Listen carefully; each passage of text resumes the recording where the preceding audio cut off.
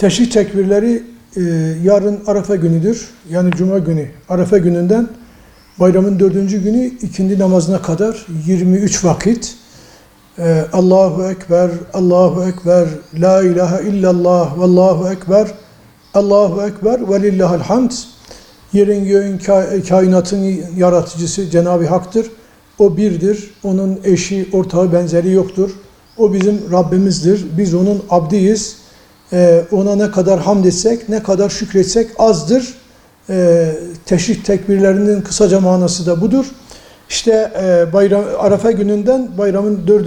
gününe kadar hemen farz namazların akabinde kadın erkek, seferi mukim her mükellefe teşrik tekbirleri getirmek vaciptir.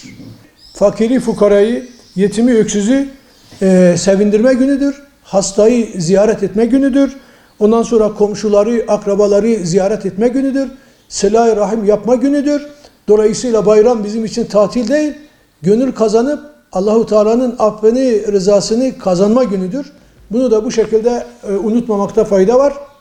Ayrıca küskünlük ve dargınlıklar da bayramlarda unutulur, kaldırılır. Hz. Peygamber aleyhissalatü vesselam Efendimizin şu hadisi şerifini hatırlayıp ona göre dikkatli olmamız lazım.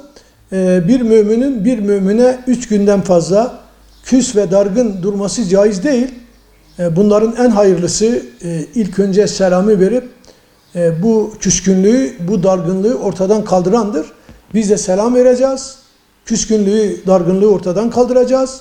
Bu mübarek gün ve gecelerde elimizden geldiği kadar zikirle, tekbirle, Kur'an-ı Kerim okuyarak, kaza namazları kılarak bu günlerimizi değerlendirdiğimiz gibi işte böyle komşularımızı, akrabalarımızı ziyaret ederek küskünlük ve dargınlığı da bir tarafa bırakarak musafahalaşıp tokalaşmamız lazım.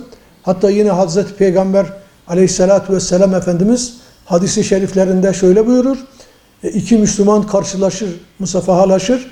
Daha elleri birbirinden ayrılmadan Cenab-ı Hak onları affeder.